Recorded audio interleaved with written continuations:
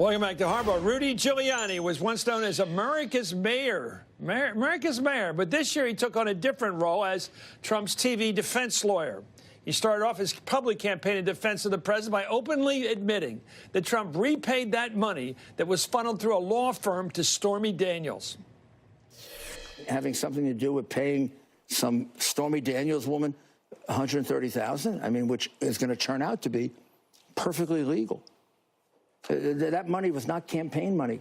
Sorry, I'm giving you a fact now that you don't know. It's not campaign money. No campaign finance violation. So they funneled it through the law firm. Funneled through the law firm, and the president repaid it. Well, Giuliani's defense of Michael Cohen evolved, of course, as talk of Cohen turning against the president grew louder. Imagine if that came out on October 15th, 2016. Sure. Cohen didn't even ask. Cohen made it go away. He did his job. Michael Cohen, I think, would tell you he's got nothing incriminating with the president. And really, they should stop going after him. They're torturing the guy. I don't see how he has any credibility. I mean, this is basically if you had a trial, and there won't be a trial here, but if you had a trial, you'd say, well, which lie do you want to pick? There's nobody that I know that knows him that hasn't warned me that if he's back is up against the wall, he'll lie like crazy, because he's lied all his life. Well, Rudy's defense of the president also shifted from first saying that there was no collusion to arguing that collusion isn't a crime. This started as collusion with the Russians. No. Right. Now they go to obstruction of justice, collusion among the players. Mm-hmm. What they're really trying to do is trap them into perjury. Right. So let's talk about... And we're not suckers. The whole investigation is totally illegitimate. He believes that if he gets the chance to explain it, people will understand no collusion with the Russians, no obstruction of justice. They have to just come to grips with the fact they are investigating an innocent man. And you can do that forever, because you're never going to find any evidence. So somebody's got to put an end to this. He did not collude. There is no evidence he colluded. But in the alternative, collusion is not a crime. And when you tell me that, you know, he should testify because he's going to tell the truth and he shouldn't worry, well, that's so silly, because it's somebody's version of the truth, not the truth. He didn't have a conversation Truth is about... truth. I don't mean to go like... No, it isn't truth. Truth isn't truth. We're back with our panel. Jonathan, you know, I hate to say this, but I think he gives criminal law a bad name.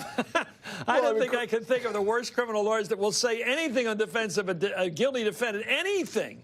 And this guy has proven he can outdo any of them. Well, Chris, I mean, I think we should stop considering Rudy Giuliani as a lawyer for purposes of defending Donald Trump, or really any other purposes. This is not somebody. This is somebody who has done as much to make the case that Donald Trump could be implicated in crimes as he has to take away from it. He goes on and says this isn't, you know, this isn't campaign money. Well, that's not actually good for Donald Trump's case here. Rudy Giuliani has, you know, done the job he's been asked to, much like many other Trump aides have, which is to go out and say things for the president that are not true, absurd, things that can be disproven immediately, and sometimes things that evolve and can later be disproven.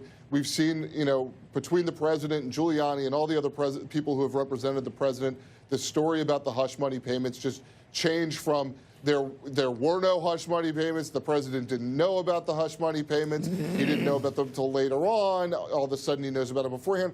I mean, it is basically a distraction, a PR distraction from what's actually going on here, which is that there's serious legal jeopardy for a lot of people around the president of the United States. We don't know whether or not the president can be indicted. We may find out. Shannon? Well, and I mean, I think Rudy is intentionally making this a distraction of public relations campaign, because he believes that this is not going to be a criminal case. This is going to be about impeachment. And so if he can... Therefore, truth isn't truth. Right, and muddy the waters. If he can muddy the waters, if he can confuse people at home who don't follow this all the time, if he can create confusion, create a shadow of a doubt, and solidify Trump's base and give them talking points to help defend the president, that's his job. That's what he is here to do. And you can say a lot of things about Rudy Giuliani, but through his career, he has known how to manipulate the media, how to manipulate public perception, how to set a public relations trap for people. So the people who know him say don't count him out on that count, on managing a public relations Jason, crisis. does this mean that the prosecution here, Mueller, is going to need a tape, like they needed Jaworski needed a tape against Nixon? Because I get the sense that if you can say truth isn't truth, what you're really arguing is, if you're willing to believe my side of the argument, I'll say anything. they're going to need a lot more evidence than what we know of now, and that's probably why they're taking as long as they need to take.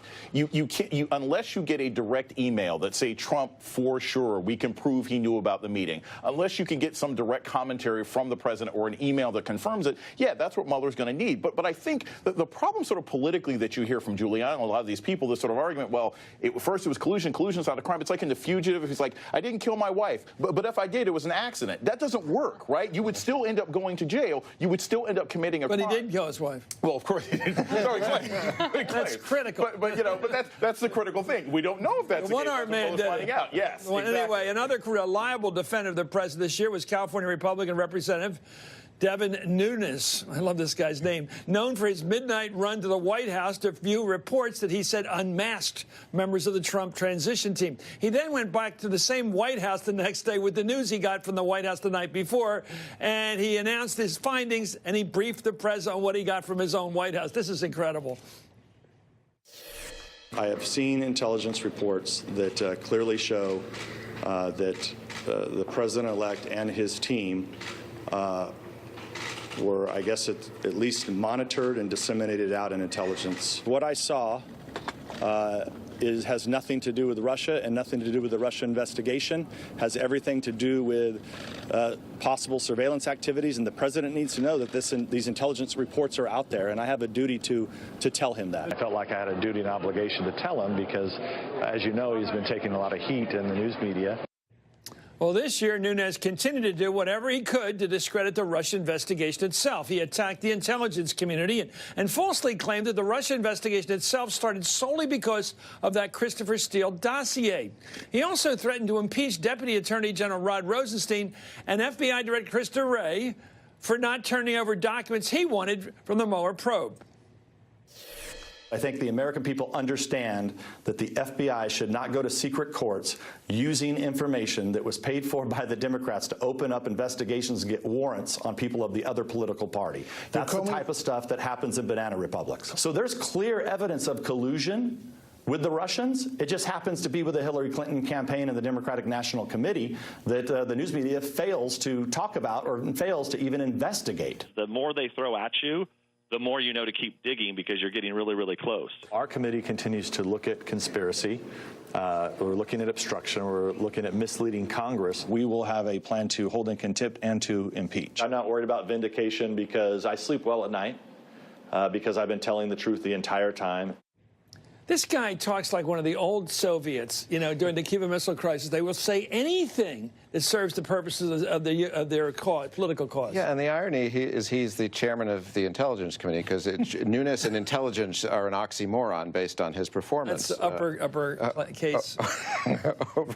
over the recent years. And then he has to recuse himself because of that performance on the White House lawn, but he continues to meddle in the investigation and throwing himself at it. I mean, it's in a way, it's nice that we've paired him here with Giuliani. You have Giuliani doing the crazy uncle routine. You've got Nunes doing the Inspector Clouseau over here. And all of it is to just throw up a whole lot of dust so that nobody can keep track of it. But nobody thinks this guy will get defeated for re-election. I mean, he's probably got 90% of his people in the district all behind Trump, and therefore he's right in line with them. That's right. He's in a safe Republican district. He's unlikely to be going anywhere. One piece of the Nunes saga that's just especially eye-popping is that he spent weeks and weeks sort of bashing the Justice Department for not turning over a certain stack of documents that he really wanted to see. And he said these documents were going to blow wide open the Hillary Clinton conspiracies that were going on. Absolutely essential that the American people saw these documents.